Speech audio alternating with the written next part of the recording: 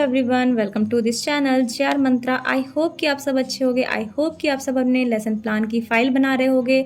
तो अगर आप बना रहे हो नागरिक शास्त्र के पाठ योजना, तो अगर आपको थोड़ी सी भी डिफिकल्टी हो रही है सो डोंट वरी। आज का जो ये वीडियो है मेरा बहुत ही ज़्यादा हेल्पफुल होने वाला है आपके लिए, क्योंकि आज का जो मैं टॉपिक लाई हूँ ये है नगर परिषद, जो कि नागरिक शास्त्र का टॉपिक है। आज मैं इस टॉपिक को कवर करूँगी। तो चलिए स्टार्ट करते हैं हमारा आज का ये वीडियो। तो यहाँ पर देखिए, आप सबसे पहले लेसन प्लान, आपका ऊपर हेडिंग होगा, आपका जो भी लेसन प्लान नंबर होगा यहाँ पर आप फिल कर लेंगे। इसके बाद आप देख रहे हैं क्लास में आपका जिस क्लास की टीचिंग होगी आप इसमें पढ़ाएंगे। जैसे कि 6, 7, 8, 9, 10 में आप पढ़ा सकते हैं इस चैप्टर को, इस टॉपिक को। इसके बाद है आपका पीरियड, आपके कौन से क्लास का पीरियड है ये आप यहाँ पर फिल करेंगे।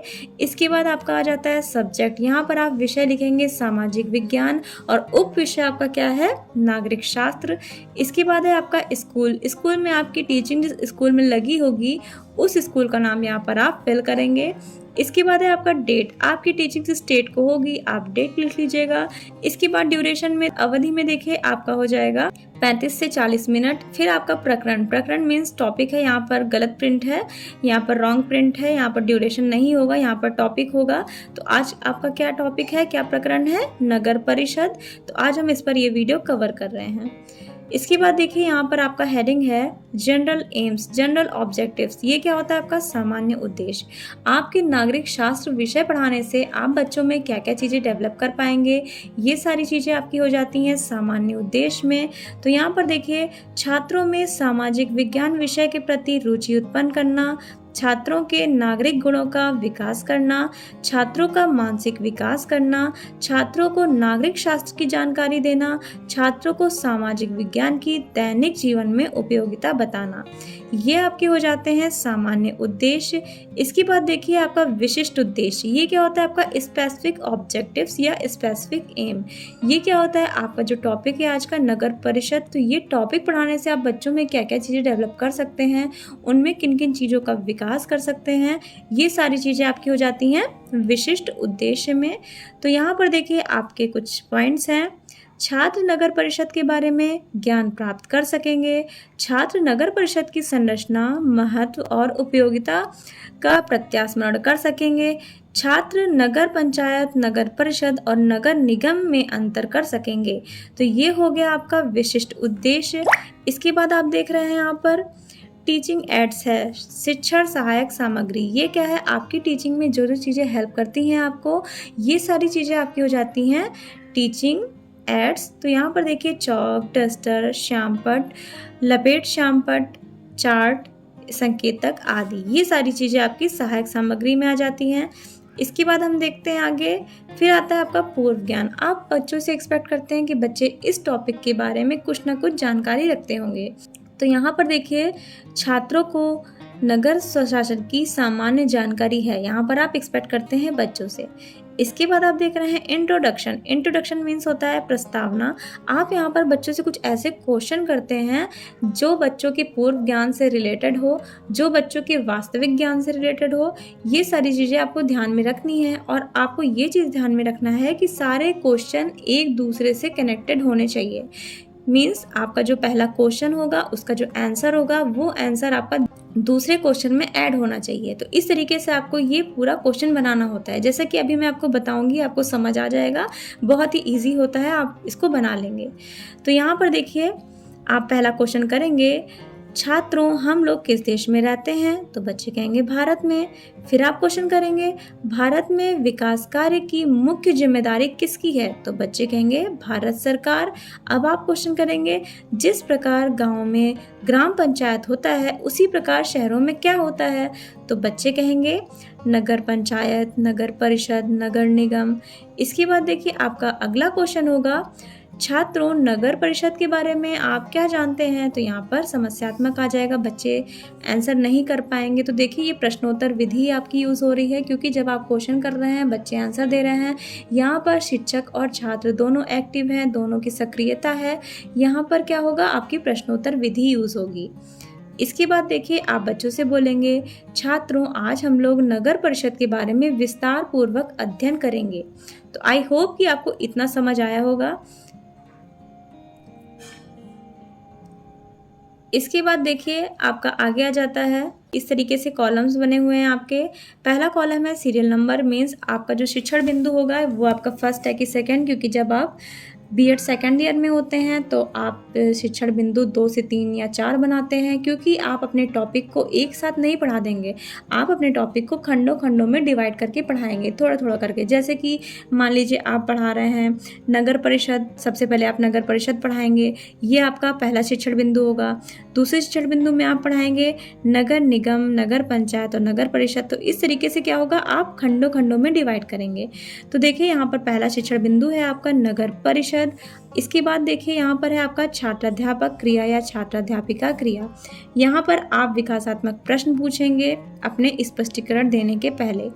तो यहाँ पर देखिए इसके बाद आपका कॉलम है छात्र क्रिया। यहाँ पे क्या होगा, बच्चे प्रश्नोत्तर विधि में तो आपको आंसर करेंगे। छात्र क्रिया में क्या होगा, छात्र क्रिया में जब आप प्रश्नोत्तर विधि यूज करेंगे तो बच्चे आंसर करेंगे, लेकिन जब आप व्याख्यान विधि यूज करेंगे तो बच्चे ध्यानपूर्वक बैठ के सुनेंगे, बच्चे कुछ भी नहीं बोलेंगे, ठीक है, मौन होके सुनेंगे। तो ये हो गया आपका व्याख्या विधि यूज हो जाएगा, क्योंकि आप प्रदर्शन विधि भी यूज कर रहे होंगे अगर आप टीएलएम ले गए होंगे तो ये हो जाता है आपका छात्र क्रिया में। इसके बाद आप देख रहे हैं शिक्षण विधि। जब आपका प्रश्नोत्तर विधि यूज होगा तो आप यहाँ पर ये लिखेंगे, आपका जब व्याख्या विधि यूज होगा तो आप व्याख्या विधि लिखेंगे। इसके बाद आप देख रहे हैं मूल्यांकन के प्रश्न आएंगे, जब आप स्पष्टीकरण देंगे तो आप क्वेश्चन करेंगे। इसके बाद आप लास्ट में कॉलम देख रहे हैं श्यामपट्ट कार्य का। यहाँ पर आप क्या करेंगे, अपना जो भी टीचिंग पॉइंट होगा, मीन्स जो भी आप जब पढ़ा रहे होंगे तो जो जो उसमें इंपॉर्टेंट पॉइंट्स होंगे ये सब आप ब्लैक बोर्ड पर लिखते जाएंगे, तो उसे कहते हैं श्यामपट्ट कार्य। तो यहाँ पर देखिए स्टार्ट करते हैं विकासात्मक प्रश्न से। आप सबसे पहले क्वेश्चन करेंगे नगर परिषद का मुख्य कार्य क्या है, तो बच्चे कहेंगे नगर का विकास। फिर आप क्वेश्चन करेंगे नगर परिषद का निर्माण कैसे होता है, तो बच्चे संभावित उत्तर देंगे, जैसे जो भी आंसर आएगा आप रिसीव करेंगे। इसके बाद आप यहाँ पर देखिए स्पष्टीकरण देंगे, यहाँ पर आप व्याख्या विधि यूज करेंगे और बच्चे ध्यानपूर्वक बैठ के सुनेंगे। तो देखिए नगर परिषद क्षेत्र को प्रादेशिक निर्वाचन क्षेत्रों, जिसको वार्ड के नाम से भी जाना जाता है, को जनसंख्या के आधार पर बांटा जाता है। इसके निर्वाचित सदस्य पार्षद कहलाते हैं। पार्षद का निर्वाचन प्रत्यक्ष रूप से वयस्क मताधिकार द्वारा किया जाता है। संबंधित क्षेत्र के लोकसभा व विधानसभा सदस्य भी परिषद के सदस्य होते हैं। तो ये आपका हो गया स्पष्टीकरण। अब आप देखिए यहाँ पर बच्चे ध्यानपूर्वक बैठ के सुनेंगे। इसके बाद जब आप अपना व्याख्या विधि यूज करेंगे, अपना छात्राध्यापिका कथन कह लेंगे, इसके बाद आप बच्चों से क्वेश्चन करेंगे, जैसे नगर परिषद का मुख्य कार्य क्या है, वार्ड किसे कहते हैं। तो ऐसे क्वेश्चन आप करेंगे और ब्लैक बोर्ड पर क्या बताएंगे, बच्चों को लिख के बताएंगे कि ये चीजें होती हैं। इसके बाद देखिए नेक्स्ट आपका आता है, जैसा कि मैंने अभी आपको बताया, बोध प्रश्न आप करेंगे। यहाँ पर देखिए वार्ड के निर्वाचित सदस्य को क्या कहते हैं, तो बच्चे आंसर कहेंगे। इसके बाद क्या विधानसभा के सदस्य भी नगर परिषद के सदस्य होते हैं, तो बच्चे कहेंगे हाँ। तो ये आप बच्चों से क्वेश्चन करेंगे। इसके बाद आप देख रहे हैं यहाँ पर मूल्यांकन के प्रश्न, वही चीज है, वार्ड के निर्वाचित सदस्य को क्या कहते हैं, तो बच्चे आंसर कर पाएंगे। सेम चीजें हैं, मीन्स बोध प्रश्न आप जो कर रहे हैं, मूल्यांकन कर रहे हैं, बच्चों को इवेलुएट कर रहे हैं। अब आपका आता है दूसरा शिक्षण बिंदु। यहाँ पर देखिए दूसरे शिक्षण बिंदु में आप पढ़ाएंगे नगर निगम, नगर पंचायत और नगर परिषद के बारे में। तो यहाँ पर आप विकासात्मक प्रश्न पूछेंगे, इसके बाद स्पष्टीकरण देंगे। तो आप विकासात्मक प्रश्न पूछेंगे, नगर निगम, नगर पंचायत तथा नगर परिषद में क्या अंतर है, तो बच्चे आंसर नहीं कर पाएंगे। इसके बाद आप स्पष्टीकरण देंगे या फिर एक्सप्लेनेशन देंगे, ठीक है। तो यहाँ पर आप अपना एक्सप्लेनेशन देंगे। यह सभी शहरी क्षेत्र की स्थानीय स्वशासित संस्थाएं हैं। इनका कार्यकाल 5 वर्ष होता है। जिस शहर या कस्बे की आबादी 5,000 से 1 लाख के बीच होती है वहाँ नगर पंचायत, जहाँ आबादी 1 लाख से 5 लाख के बीच होती है वहाँ नगर परिषद, तथा 5 लाख से अधिक आबादी होने पर नगर निगम होता है। तो यहाँ पर देखिए आपने स्पष्टीकरण दे दिया है। इसके बाद आप यहाँ पर व्याख्या विधि यूज कर रहे हैं, जो कि मैंने आपको पहले ही बताया। इसके बाद आप देखिए मूल्यांकन के प्रश्न करेंगे और यहाँ पर साइड में आपका क्या है, श्यामपट्ट कार्य है, जो कि आपको क्लियर दिख रहा होगा। आप जो भी इंपॉर्टेंट पॉइंट्स होंगे ये सारी चीजें ब्लैक बोर्ड पर लिखते जाएंगे। इसके बाद अब हम चलिए आगे चलते हैं। यहाँ पर आपका आ जाता है बोध प्रश्न, जो अभी आपने एक्सप्लेन किया है उसी में से आप कुछ क्वेश्चन करेंगे, बच्चों को इवेलुएट करेंगे। तो यहाँ पर देखिए, नगर परिषद के लिए शहर की जनसंख्या कितनी होनी चाहिए, नगर निगम के लिए शहर की जनसंख्या कितनी होनी चाहिए। तो बच्चे आंसर करेंगे क्योंकि अभी आपने एक्सप्लेनेशन दिया है। इसके बाद देखिए, आपका प्रश्नोत्तर विधि यहाँ पे यूज़ हो रहा है। जैसे कि मैंने आपको बताया, जब आप क्वेश्चन करते हैं, बच्चे आंसर देते हैं, तो वहाँ पे प्रश्नोत्तरी विधि यूज़ होती है। इसके बाद आप देखिए, सबसे लास्ट में ब्लैक बोर्ड वर्क भी आप देख रहे हैं। जो इंपॉर्टेंट पॉइंट्स है वो सारी चीज़ें आप ब्लैक बोर्ड पर लिखते चलेंगे। फिर देखिए, यहाँ पर है श्यामपट्ट सारांश। श्यामपट्ट सारांश में वही चीज़ जो मैंने आपको बताया, जो भी इंपॉर्टेंट पॉइंट्स होंगे वो सब आप ब्लैक बोर्ड पर लिखते चलेंगे। फिर है आपका निरीक्षण कार्य। यहाँ पे छात्र अध्यापिका कक्षा में घूम घूम कर निरीक्षण करेंगी। तो देखिए एग्जैक्टली आपको लिखना क्या है यहाँ पर, ये मैं आपको बोल के बता दे रही हूँ, आप लिख लीजिएगा। तो देखिए, निरीक्षण कार्य में आप लिखेंगे, छात्राध्यापक या छात्राध्यापिका छात्रों को श्यामपट्ट कार्य अपनी अपनी अभ्यास पुस्तिका में उतारने का निर्देश देकर स्वयं घूम घूम कर कक्षा का निरीक्षण करती हैं।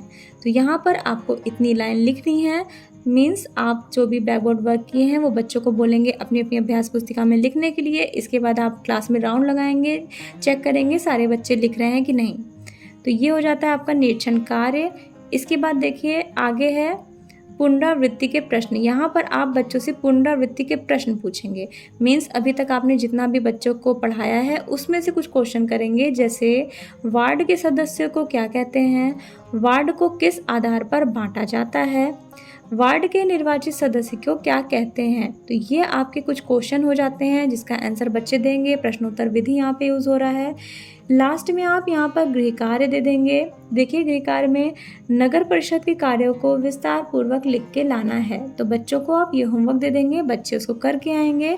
तो यहाँ पर आके आपका ये लेसन प्लान एंड होता है। हमारा नेक्स्ट टॉपिक होगा लोकतंत्र। तो हम इसके बारे में देखेंगे अपने नेक्स्ट वीडियो में। तो चलिए मिलते हैं अपने नेक्स्ट वीडियो में। अगर आपने मेरे चैनल को अभी तक सब्सक्राइब नहीं किया है तो सब्सक्राइब कर लीजिएगा, बेल आइकन प्रेस कर दीजिएगा, ताकि जैसे मैं नेक्स्ट वीडियो अपलोड करूँ तो आपके पास नोटिफिकेशन चली जाए। Thank you so much guys for watching this video.